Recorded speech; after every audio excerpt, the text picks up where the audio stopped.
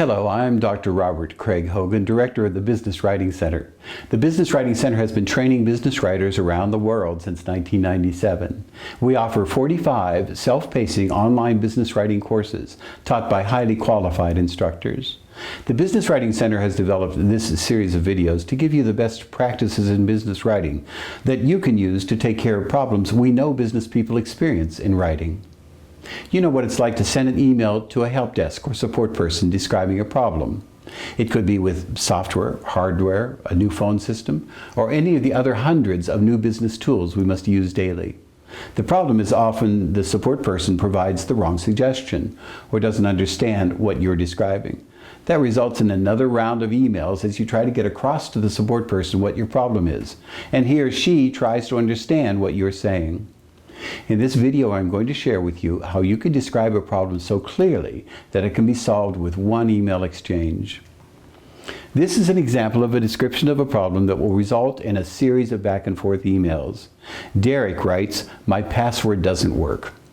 This could mean I can't access my files, or I can access my files but not the data entry program, or I can access my files and the data entry program but the system tells me I'm not authorized to save, or I can get in but I have to enter the username and password twice, or any of a dozen other things. So Sam, the help desk representative, sends an email back to Derek asking, "What do you mean it doesn't work?" Derek writes back with an equally unhelpful note.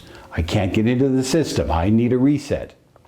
Sam still needs to know what's going on to suggest a solution. So he returns yet another email asking, "What do you mean you can't get into the system?" This dialogue can go back and forth through several email exchanges, wasting time for both Derek and Sam, and it makes both of their inboxes fuller with all of the back and forth email. Instead of wasting all that time exchanging emails, Derek should write a single, clear description of the problem, so Sam can respond with a single email containing the solution. You see all that blank space now? That's space that helped reduce inbox problems and gave both Derek and Sam time they would have wasted. They can use it to have a relaxing coffee break. I will explain to you in this video how you can write a one email description of the problem so you usually get a one email solution. Of course, at times you will have another email or two as you help the help desk or support person isolate the problem. But even then, you will be able to reduce the number of emails that you exchange. You'll have a less full inbox, and you'll be a happy camper because you can get on with your work more quickly. This isn't the person describing his problem who's happy. This is Sam, the help desk representative, who just got an email that was so clear he could actually solve the problem. I'm going to start with what you should not do when describing the problem. Don't write vague general statements. Don't write, "I can't get it to work." The support person can't work with this small amount of information. That means another round of emails. Don't write, "The program won't let me in." The support person wonders, "What program? What do you mean by won't let me in?" "My machine doesn't let me finish." Now I know that my computer has a mind of its own, so sometimes it does what it wants to do, not what I want. But a machine won't keep this person from finishing, so the help desk won't be able to help. The second thing you shouldn't do is write just the solution you think will solve the problem without describing the problem. The help desk representative may have a better solution, but can't give it to you without knowing what the problem is. "My password needs to be reset." What is the problem with the password? It may not need a reset. The support person can't give a solution when the writer provides only what he or she believes will solve the problem. Send a drum unit that works. What's wrong with the drum unit? It may be a common problem the support person will know about immediately and send a solution within 10 minutes. Email another file that opens without a problem. What difficulty did you have with the file? Is it that the file is corrupted, or do you need a file for another program? Instead, write a clear description of the problem so the help desk or support representative can give you a solution. Follow 6 guidelines to write a one email description problem so that you get a one email solution. These are the guidelines. Be courteous and professional. Describe the device, system, or procedure that you're using. Describe specifically where you experienced the problem. Describe what you did before the problem occurred. Describe what you saw, heard, felt, or smelled that was the problem. Describe anything you did to remedy the problem and the results. I'll describe these guidelines one at a time. Guideline 1, be courteous and professional. This is Derek. Derek is a new father and was up half the night with his infant son. He's having a bad hair day. So Derek is letting out his frustration on the help desk representative. That's counterproductive. Don't bite the hand that could feed you. The help desk can find a solution. Antagonizing the representative is not going to help Derek achieve his goal. Instead, see the help desk and support people as partners in helping you become successful. They didn't create the problem, but they can help you solve it. Always begin cordially, without venting your frustration. Tell your partner, the help desk representative, what the problem is in general. You'll then give him or her the specifics. You're more likely to get the cooperation and solution you want. Then begin to explain the problem. Start with a clear statement of the device, system, or procedure that you're using. It might be the Alton Designer.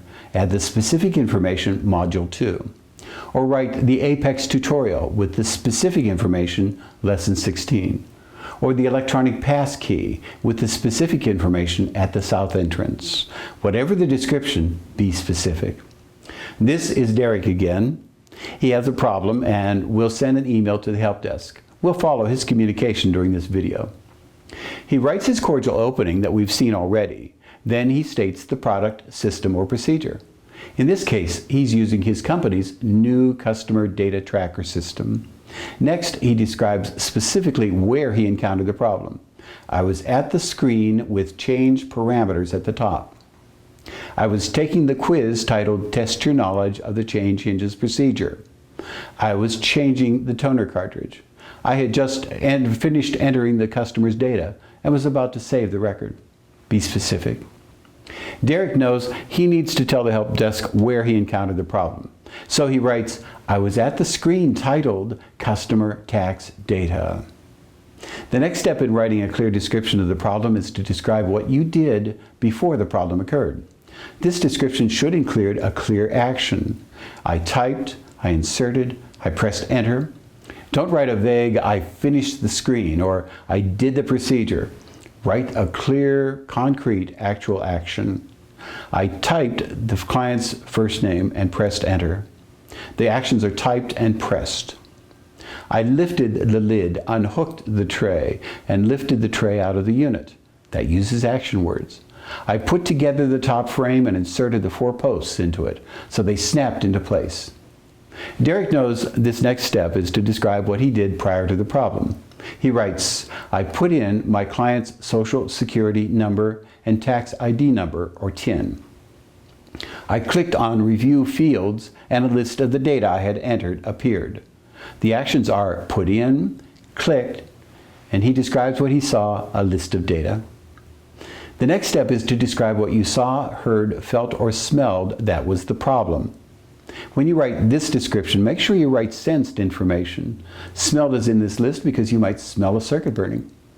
Avoid vague phrases that have no senses in them, like it didn't work, I couldn't log in, it wouldn't let me open it. Without the sensed information, the support representative doesn't get the picture of what happened. This is a good example. I saw an error message that read, you are not authorized to change this field. The sensed word is saw. I pressed the lever to release the tray from the unit and pulled on the tray. It stayed firmly in. The sensed words are pressed and stayed firmly in. After I snapped the posts into the top frame, the front left-hand post was loose. The frame came off of the post when we held onto the frame and lifted the carrier unit. The other posts held. You can see the sense words. Derek knows that he must describe the problem using sense words. He writes, only the social security number appeared, not the TIN. The sensed word is appeared. The last step in the procedure is to describe anything you tried to remedy the problem and the results of what you tried. I changed the authorization on the account to administrator, but still got the error message, you are not authorized to access this account. Write the actions and what you see, hear, feel, or smell as a result of them. I tried to pry the tray out while holding down the lever, but it still wouldn't budge. We switched posts to see if the loose one would fit better in another frame hole. The post was loose in any other hole we tried. Derek knows he must finish his description of the problem for the help desk by writing what he tried and the results. He writes, I went back to the customer tax data screen and entered the Social Security number and TIN again, but the TIN still didn't appear on the review data screen. Derek then sends his clear, complete email to the help desk. This is the response he gets from Sam of the help desk staff 10 minutes later. Sam begins by introducing himself cordially. I'm Sam Watkins at the help desk. Thanks for the clear email. He reminds Derek of the issue he asked about. You asked why the system is omitting the Social Security number. He gives the reason. Your customer must be a sole proprietorship. The IRS wants his or her Social Security number, not TIN, so it omits the TIN. He gives the solution. To include both, on the setup screen, select Include All Data, not the default Include IRS Data Only. Sam ends cordially, let me know if that works or if you need more help. The result is two very satisfied business people. Derek has written a one email description of the problem, so it is clear, and Sam is able to solve the problem in one email. That's your goal for descriptions of problems you send to the help desk or support. You can do it if you follow these 6 guidelines. Be courteous and professional. Describe the device, system, or procedure you're using. Describe specifically where you experienced the problem. Describe what you did before the problem occurred. Describe what you saw, heard, felt, or smelled that was the problem. Describe anything you tried to remedy the problem and the results. You'll be able to write descriptions of problems in one email that will get one email solutions a few minutes later.